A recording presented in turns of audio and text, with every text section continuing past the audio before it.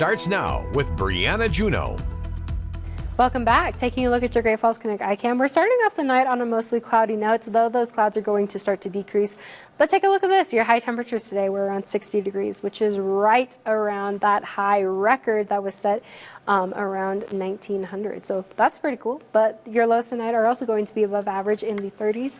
Above average temperatures over most of the area today, especially over in Helena. In the Opportunity Bank of Montana weather cam, we're also seeing those temperatures around 57 degrees for your highs today, and those low temperatures tonight around 39 degrees, which is all above average for this time of year. Your main impact tonight is going to be those strong winds that we'll see tonight and through tomorrow. And chances of snow is going to be in the western portion of the state tonight, though we will see some more chances of that as that snow begins to move east. But let's take a look at your wind gust tracker.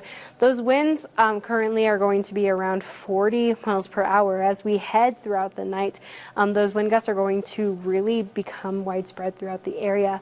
We could see those wind gusts up to 80 miles per hour along the Rocky Mountain front in some areas. This will continue through Sunday morning and through the afternoon, finally starting to die down closer to Monday. But again, those wind gusts are going to remain up into that 30 to 40 mile per hour point for a lot of the area, and that 50 to 60 mile per hour point for the Rocky Mountain front. Most of these winds are going to continue through Tuesday and Wednesday too, so we're not really going to get a break from those winds. We actually do have a high wind advisory that is in effect for central Montana and the Rocky Mountain front. This will be in effect. Most of these will be in effect until around 5 p.m. tomorrow. On Sunday, we could see those westerly winds 20 to 40 miles per hour with those gusts up to 80 miles per hour. This could mean difficult travel for those high profile vehicles. But let's take a look at your future track. We're going to see some decreasing cloud cover tonight with that snow making its way over into that Lewistown area. Could see even some snow along the High Line pushing a little bit more southeast too.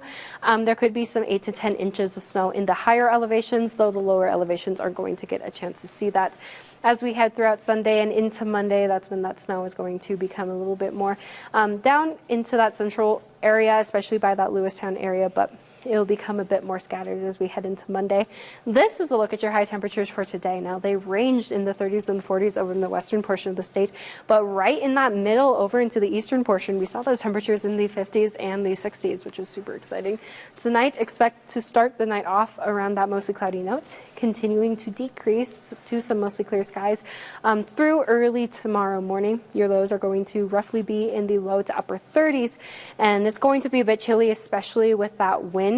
And then tomorrow, expect some chances of snow throughout the area. We're seeing 20 to 40% chances of snow in that Great Falls area, nice and breezy too.